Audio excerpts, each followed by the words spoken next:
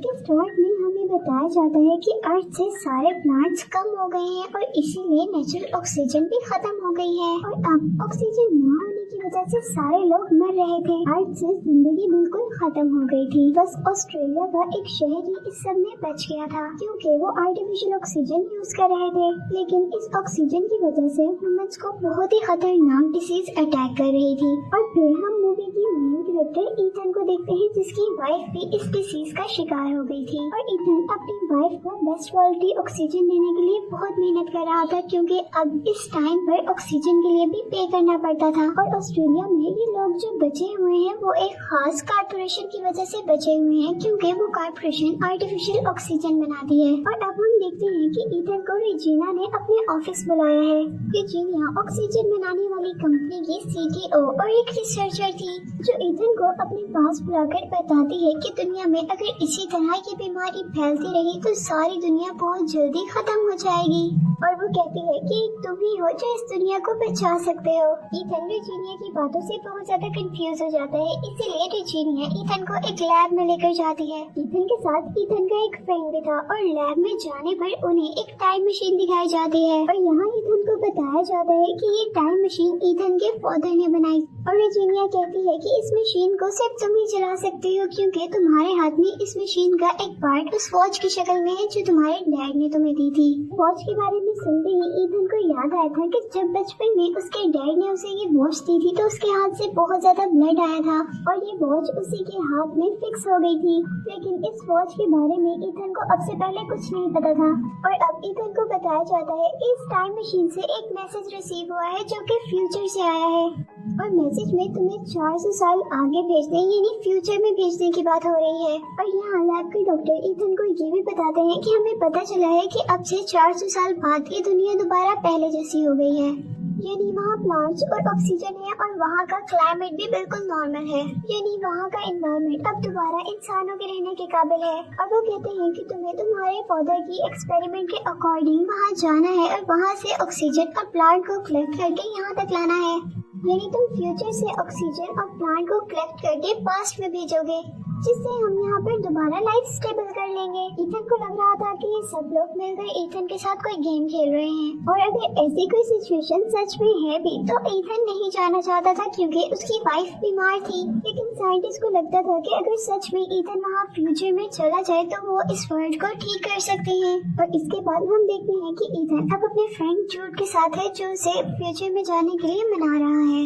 लेकिन ईथन नहीं जाना चाहता था क्योंकि वो अपने फादर जैसा नहीं बन सकता था जो अपने प्रोजेक्ट के लिए अपनी फैमिली यानी ईथन और उसकी मदर को छोड़कर चले गए थे। और फिर ईथन की मदर के डेथ के बाद से ही जूड ने एक बड़े भाई की तरह ईथन का ख्याल रखा था। ईथन अपने फादर की तरह अपनी वाइफ को छोड़कर नहीं जाना चाहता था, लेकिन जूड उसे समझाता है कि तुम्हारी वाइफ बीमार है और उसे ठीक करने का सिर्फ एक यही तरीका है कि तुम फ्यूचर में जाकर प्लांट्स को यहाँ तक लेकर आओ जिससे यहाँ का एनवायरनमेंट दोबारा ठीक हो जाएगा और तुम्हारी वाइफ भी ठीक हो जाएगी। और घर जाने पर जब ईथन ये सारी बातें अपनी वाइफ के साथ शेयर करता है तो वो भी उसे फ्यूचर में जाने के लिए इंसिस्ट करती है, हालांकि वो नहीं चाहती थी कि ईथन फ्यूचर में जाए, लेकिन वो फिर भी सभी लोगों के लिए ये सब करना चाहती थी। अब नेक्स्ट मॉर्निंग बहुत ज्यादा सोचने के बाद ईथन रेजिना के पास जाता है, उसे कहता है कि मैं जाने के लिए तैयार हूँ लेकिन मेरी एक शर्त है कि अगर आप लोगों को क्योर मिल गया तो आप लोग सबसे पहले मेरी वाइफ को ठीक करोगे।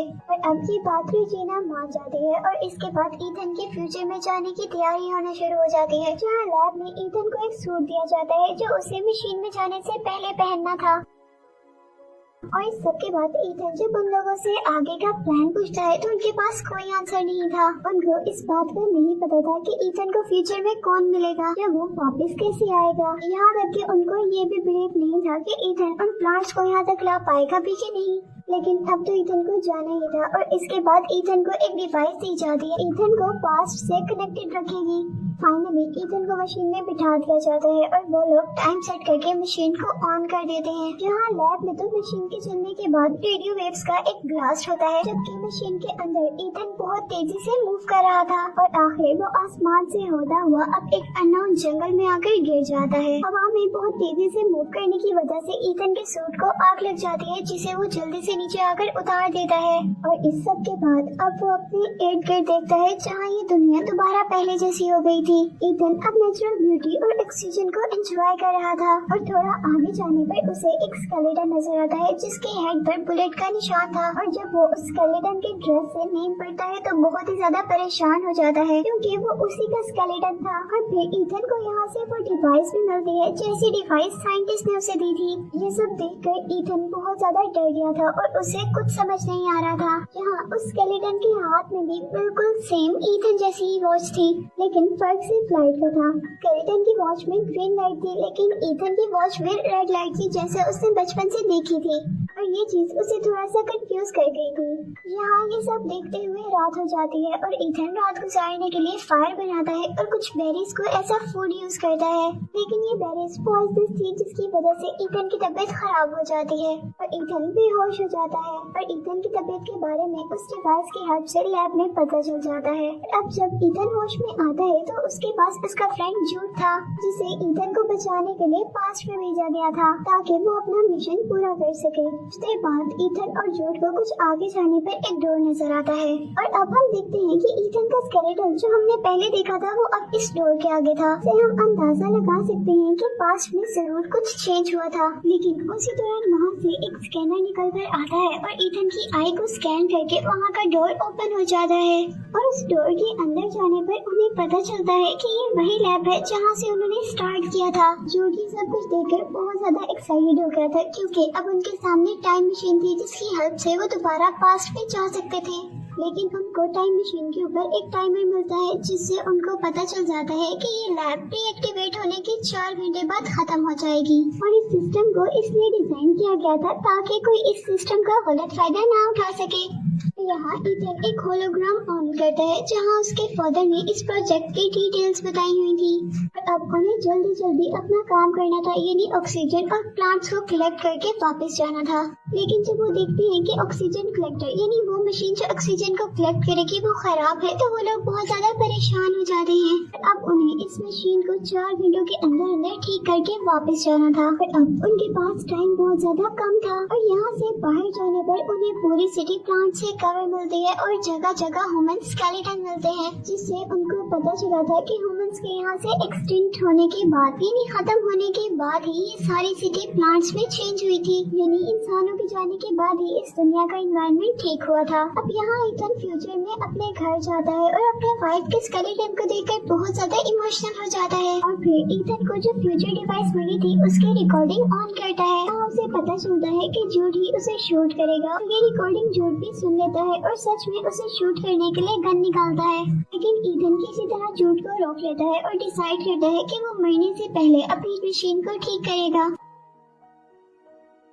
और वो लोग अब लैब में दोबारा आते हैं जहाँ उनके पास 37 मिनट्स बाकी रह गए थे।